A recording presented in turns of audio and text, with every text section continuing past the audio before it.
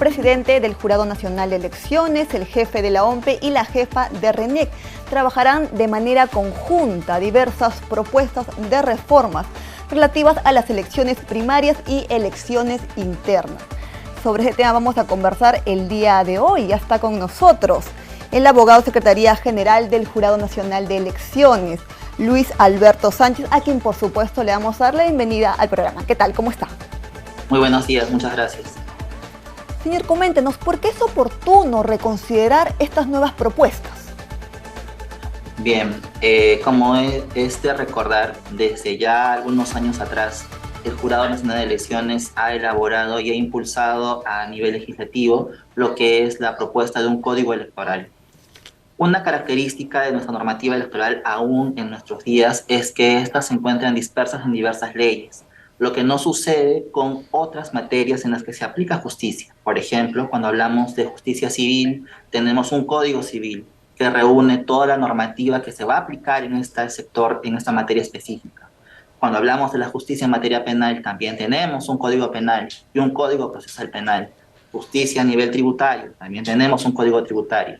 Lo que pasa en la normativa electoral es que tenemos varios aspectos regulados en diversas normas. Tenemos por un lado la Constitución política, por otro lado tenemos la Ley Orgánica de Elecciones, por otro lado tenemos la Ley de Organizaciones Políticas, tenemos la Ley de Elecciones Regionales y la Ley de Elecciones Municipales. Exacto. Es por eso que se impulsó un código electoral que unifique estos procedimientos y sea aplicable tanto para elecciones generales como para elecciones regionales y municipales. Dentro de esa normativa, lo que resalta actualmente son algunos aspectos que no han sido debidamente elaborados a nivel normativo, como bien lo has mencionado tú, lo que son las elecciones primarias y las elecciones internas, entre otros aspectos. Pero cabe resaltar estos dos aspectos importantes. Entonces, consideraría que han quedado algunos vacíos en la normativa que deberían cambiarse. ¿Cuáles serían, por ejemplo? Si nosotros vamos a revisar lo que es, por ejemplo, elecciones primarias, vemos que en la ley de organizaciones políticas tenemos 2 o 3 artículos que intentan definir lo que es una elección primaria. Y si nosotros vamos al plano práctico, logístico de lo que implica una elección primaria, es prácticamente una elección general, previa al propio proceso electoral que se va a convocar, porque es una elección que se va a aplicar a escala nacional en el que van a participar todos los ciudadanos. Estos 2 o 3 artículos resultan insuficientes. Ya el Pleno del Jurado Nacional de Elecciones, en octubre del año pasado, emitió un acuerdo en el que precisó técnicamente qué es lo que es insuficiente. Y esto no solo desde el punto de vista del Jurado Nacional de Elecciones, sino también desde la OMPE. Se conformó un pleno ampliado y se identificaron esos aspectos que fueron trasladados al Congreso de la República. Falta definir, por ejemplo, en una elección primaria, cómo se va a aplicar la paridad horizontal, la paridad vertical, el tema de los personeros. Son varios aspectos que debieran ser, desde nuestro punto de vista, regulados a nivel normativo legal y no reglamentario. Claro, bien como usted lo ha señalado, ¿no? El año pasado no se realizaron porque los 3 organismos electorales habían señalado de que habían limitaciones en la norma, ¿no? Limitaciones normativas. Entonces, ¿nos podría explicar un poco eso? ¿Cuáles eran esas limitaciones para que el ciudadano que nos está viendo lo tenga mucho más claro, por favor, este panorama? Bien, una elección primaria, como ya lo estábamos adelantando un poco, es una elección a escala nacional. Tenemos que definir en principio los hitos que van a conformar esta elección primaria. Actualmente la norma no establece hitos para cuándo debería ser una elección primaria.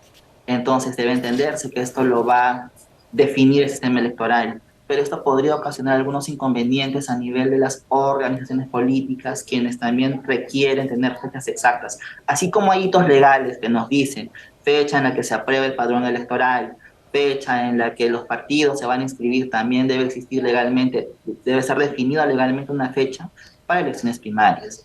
Debe definirse las reglas de cómo se aplicaría una paridad horizontal y vertical, porque actualmente la ley de elecciones primarias está definida para candidaturas individuales. Entonces, ¿cómo se compatibilizaría eso, por ejemplo, cuando se presentan listas al Congreso en una elección primaria? ¿Desde cuándo se aplicarían lo que son, por ejemplo, las dádivas? ¿Para elección primaria o ya solamente para una elección dentro de un proceso electoral?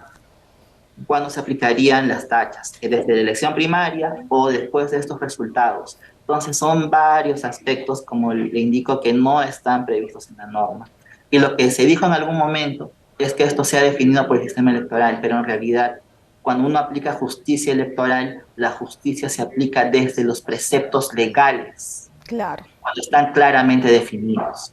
claro. Es por eso que es importante reforzar el código electoral que contiene estos aspectos y también reforzar algunas figuras que requieren también ser analizadas, sobre todo, digamos, en un contexto como el que vivimos, en el que mucho se dice que la normativa electoral no es clara. Bueno, en todo caso, impulsemos nuevamente el código electoral para que de esta manera pueda establecerse normas claras y procesos electorales también claros. Claro, ahora cambiando ya con otro tema, en los últimos procesos los ciudadanos se han estado preguntando, ¿no?, sobre las cuestionadas trayectorias de los alcaldes y los gobernadores, ¿no?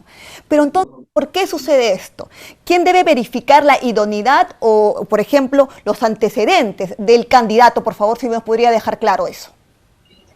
Para el proceso electoral vigente en las RM 2022, lo que la normativa electoral nos dice es que los impedimentos legales, cuando ellos han sido sentenciados, siempre hay que tengan una condena vigente, ¿no? Entonces, sale a relucir en algunos casos por qué algún candidato que tiene un proceso judicial ha pasado en carrera y hasta incluso ha sido elegido como ya autoridad. Bueno, el hecho de que tenga un proceso judicial en curso no significa que esté impedido, porque para ello tendría que tener una sentencia, una condena impuesta y que esté vigente. Entonces, es muy distinto ser procesado a nivel judicial sin obtener sentencia a ser ya sentenciado y con condena vigente. Claro. En el primer caso, pueden identificarse desde luego algunos candidatos que ahora hayan sido electos autoridades, que incluso tengan un proceso en curso. Pero si estas autoridades en algún momento obtienen una sentencia, bueno, allí ingresarán en alguna causal de vacancia o suspensión que sus propios consejos regionales o municipales lo definirán. ¿Y hasta dónde llega entonces la responsabilidad del Jurado Nacional de Elecciones? Si nos podría aclarar esto, porque la mayoría de ciudadanos, quizás porque desconocen, se preguntan, ¿no? No, el Jurado Nacional debe poner un filtro, deben verificar bien a los candidatos. Por favor, ¿nos podría aclarar hasta dónde llega su responsabilidad? La responsabilidad del Jurado Nacional de Elecciones está definida dentro de los hitos legales. Los hitos legales precisamente son para nosotros una pauta que no podemos pasar por alto. Por ejemplo, si nosotros habíamos definido que el 14 de junio es la fecha límite para que las candidaturas se presenten, pues esa es la fecha límite en la que nosotros recibimos las candidaturas y a partir de ese momento iniciamos la calificación, no solamente de los requisitos de forma y fondo, sino también lo que es a nivel de fiscalización de la declaración jurada de hoja de vida. Esto dará lugar quizás a que se presenten tachas, quizás a que se presenten exclusiones, pero este segundo periodo de tachas y exclusiones también tiene una fecha límite que hemos fijado en el panorama electoral. Hasta allí llega la responsabilidad del Jurado Nacional de Elecciones de realizar esa labor y de resolver todos estos cuestionamientos dentro de los márgenes legales impuestos en el programa electoral.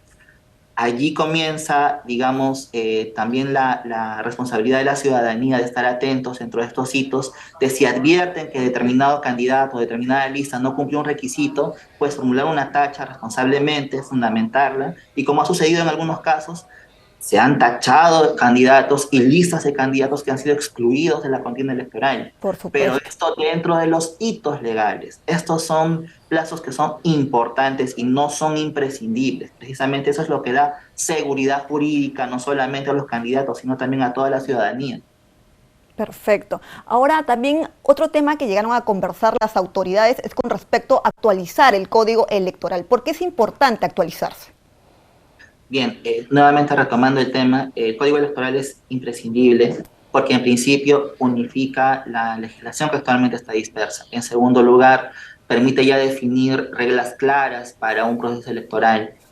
Un código electoral que ya es aprobado, digamos, de manera unificada, es difícilmente posible que pueda ser modificado después, ¿no? Y lo que sucede en muchos casos es que las normas vigentes, como están dispersas, se modifican rápidamente, no existe, digamos, mayor filtro poder hacer cambios previos a un proceso electoral. Un código electoral sería de alguna manera algo más ordenado y también algo más difícil que pueda ser modificado dependiendo de las circunstancias o del interés de algún sector.